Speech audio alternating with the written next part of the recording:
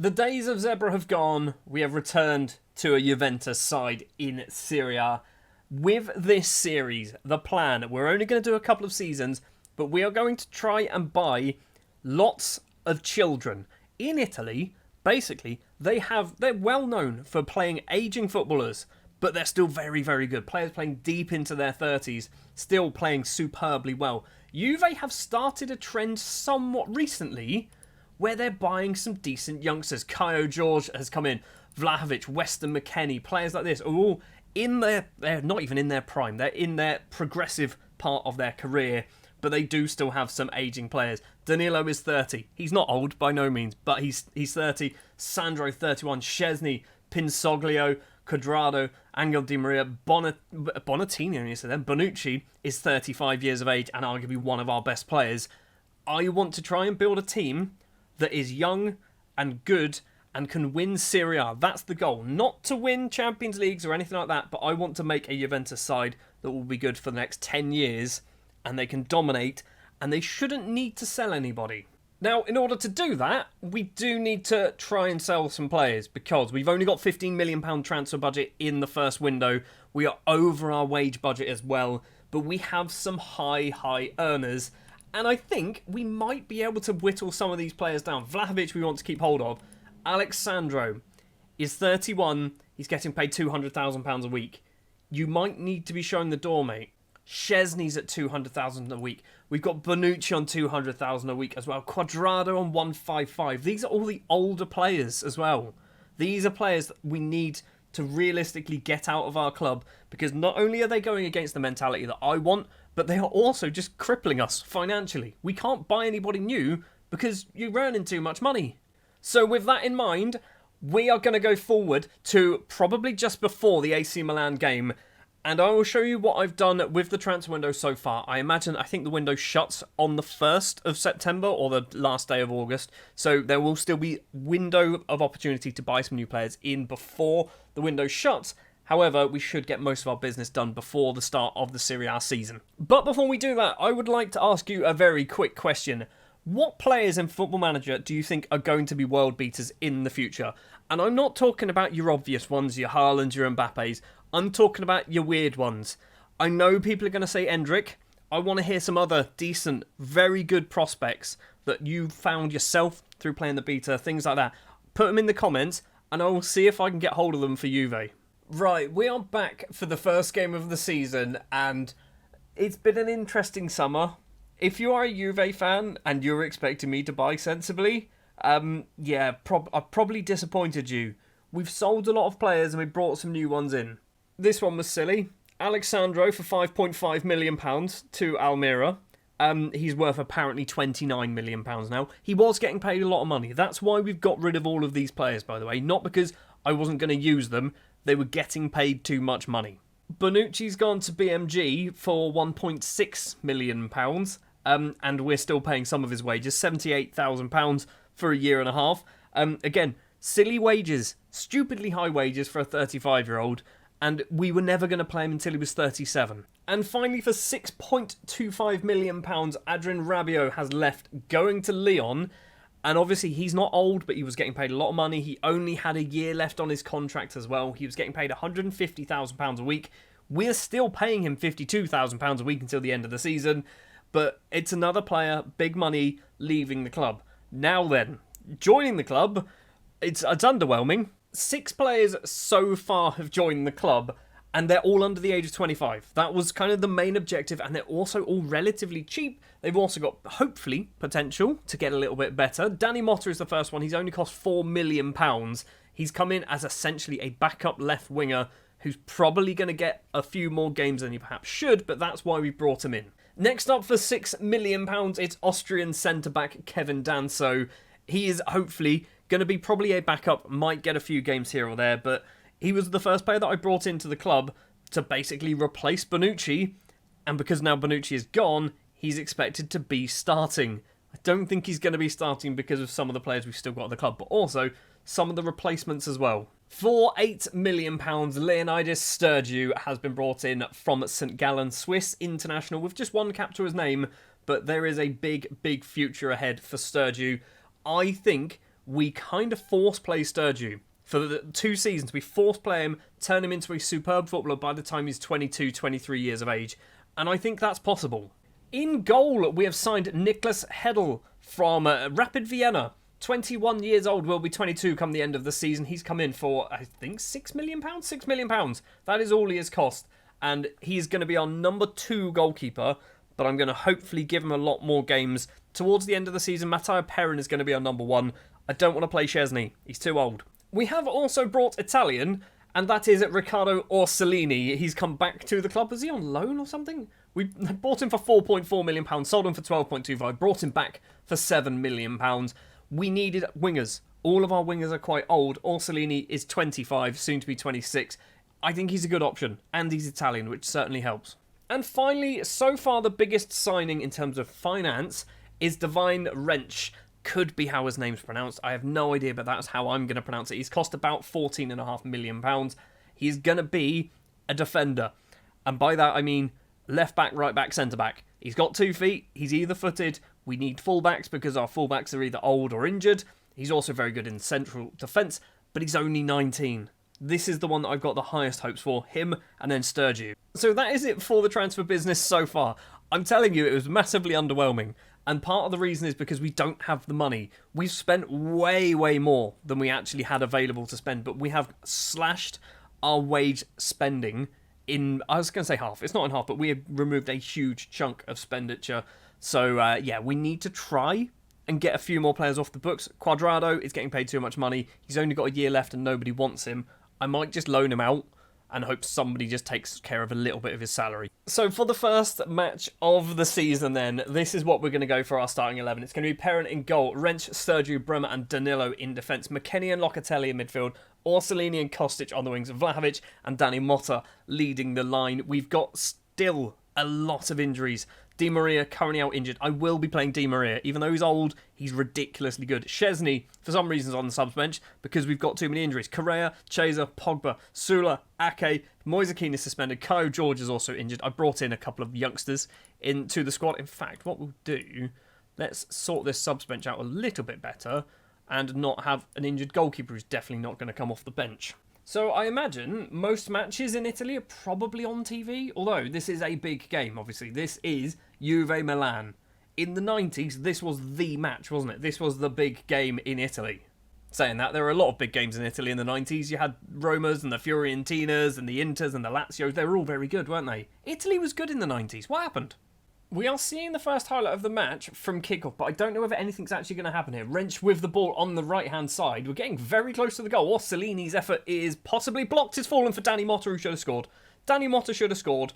The highlights suddenly sped up as well. What's happened there? I can feel the anger of actual Juve fans who are watching this going, what have you done? What have you done to this Juventus side? But it's fine. Don't worry. It's a game. It's not real life. We've got an early injury. Locatelli has picked up an injury. I don't even know who to bring on. We're going to bring on Fagioli because Fagioli is a young footballer. I think he's 18, 19 years of age, and he's actually pretty decent. So we need to keep an eye on him and hopefully get him a lot of game time. And Milan don't take the lead. Tomori had the ball in the back of the net, and I have no idea why it didn't count, but it didn't count. It's fair enough. We are half an hour played. We've got the ball. Danilo, who is probably our oldest player on the pitch. Weston McKennie back to Bremer, who is a very good footballer, Bremer is. At least in Football Manager terms. We're coming down the left-hand side. Loads and loads of black and white shirts in the box. 4 of them, in fact. Danny Motta's one. He's not going to get there. Tonali heads clear. McKennie keeps it alive, though. Kostic down the left. 29 years of age. Kostic. Danilo crosses in. Orsolini, on his debut, almost finds the back of the net, but it goes wide. We've got another chance. Danilo with it. Spins, gets some space. Kostic tries to cross it. Falls to Fagioli, and he blazes his effort over the bar. Still not at half-time. In fact, we're seeing the highlights straight after that Fagioli effort. Tamori, Benacer, left-hand side is Theo Hernandez. He's not going to get there. Wrench on his debut, passes to Sturgeon. Leonidas Sturgeon, one of my big hopes.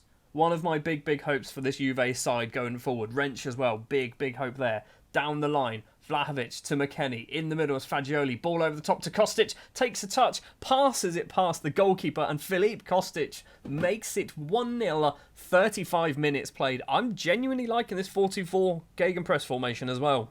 Minutes later, another highlight. Kostic, the goal scorer. Fagioli ball forward. It's fallen for Danny Motta and he's hit the bar. Danny Motta's never going to score. He's had so many good chances already, hasn't he? He's on a 6.4. Vlahovic's on a 6.6 now, just gone up from a 6.5. Orsolini's on a 6.5 as well. We're looking actually pretty good. Also, my assistant manager's taking team talks, which I do not want that to happen. Oh, and immediately, straight away in the second half. I don't even think we've kicked off. We've got an injury to Danilo, which means De Sciglio's going to come on. I don't know if that's pronounced properly at all, but that's what we're going to go with. I have no idea how many substitutions we can make, but at this rate, we're going to need all of them. I've just seen as well, Danny Motta is my captain. Why is Danny Motta the captain? It's a long-range effort and it's gone over the bar. I'm not even sure who that was. I wasn't even paying attention. I was just concerned that Danny Motta, the Luxembourg international, is our captain, and he's going to come off. Arkadiusz Milik is going to come on. He's been out injured, by the way. That's why he didn't start. We're going to do Cuadrado as well. I don't want to do that. Really don't want to bring on Cuadrado. Just, it's not that he's a bad footballer. I just don't like him. I just don't know why. Not on a personal perspective. I think he's too old. He's too old for the way I want to play Football Manager. Well, the second half, Milan have had a lot more chances. I don't think we've done anything, have we, in the second half? But we do have that 1-0 lead. 5 minutes left to play. Milan with the ball. Hernandez to Kalulu. Pobega could be his name. Intercepted by Fagioli. He's played brilliantly. Absolutely brilliantly, the substitute. Kostic collects it on the left-hand side. Stops and crosses it. Fagioli controls it well. Tries to get some space. Wrench with the ball. Get a crossing, buddy. It's fallen for Dusan Vlahovic. He's lost out to Kalulu. The ball is cleared and it's going the other way. We had the ball in the penalty area. Brahim Diaz. De Sciglio can steal that away. Very good defending. Back to Perrin. What are we doing? We're in our own penalty area. This is all over the place. I love it, but it's all over the place. Kostic controls it. In towards goal. Is he going to get his second of the game? Filip Kostic does get his second of the game. It is 2-0 against Milan in the first game of the season. Final couple of minutes left to play. We've looked good. Now, I don't know how many more subs we were able to do, but we are going to do as many as we can get away with to try and bring on some of our youngsters. And by youngsters, I mean Kevin Danso.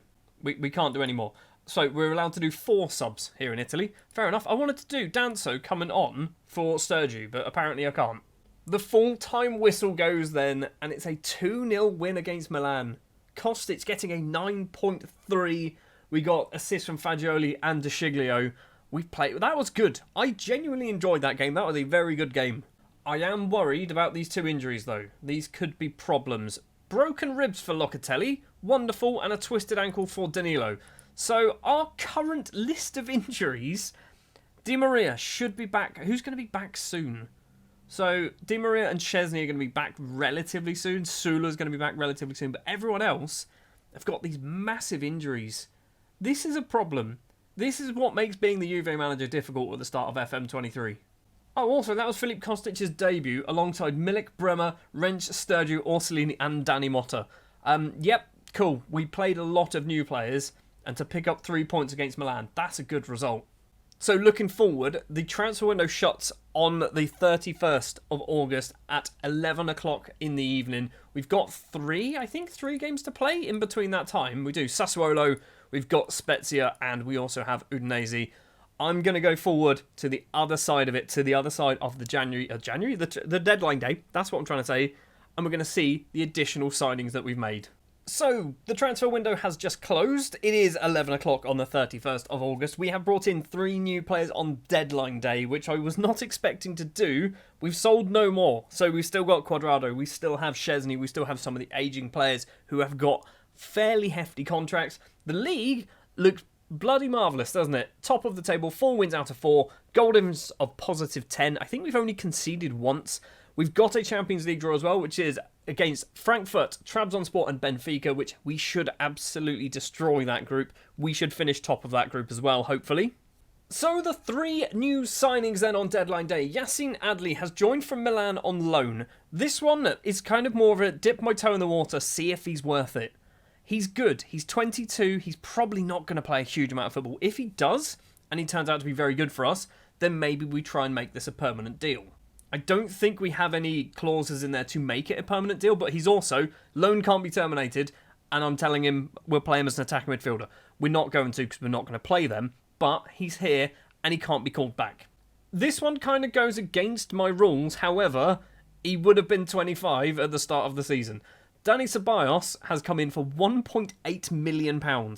That's an absolute bargain. He's in as a squad player as well, so all he's going to be doing is probably, I mean, we need to retrain him because we play defensive midfielders. He's probably going to turn into a roaming playmaker. It's going to be the goal for him. But for 26 years old, for £1.8 million, Ceballos is a superb signing. And finally, Matheus Vinha signed from Roma for not a huge amount, 2.6 million, potentially going to 3.8 million pounds. He is part Italian, so he doesn't count as the non-EU mess thing that happens in Italy. So we are lucky to actually have him in. Also, we don't have many left backs. Vinha is now our probably number 2 left back, I guess. Let's take a look then at the results as well. As you know, we obviously beat Milan earlier 2-0. We beat Sassuolo 2-0. Fagioli and Milik. We beat Spezia 4-0. Vlahovic with a hat-trick. Orsolini scoring as well. And then we beat Udinese 3-1. Vlahovic and Moise Kean with 2 in this one. Does mean we are top of the table. What we're going to do then next episode is we are going to go forward to, I'm going to say, around here. We might do 3 matches in the next episode because the matches are hopefully going to be nice and quick because I've sped the highlights up basically. So Atalanta, it's going to be Frankfurt, and it's going to be Parthenope, or Napoli as they're more commonly known. That's going to hopefully be the next episode. Thank you very much for watching this one. If you did enjoy, do please remember to leave a like, subscribe to the channel if you are new, check out my other beta save series with Southampton.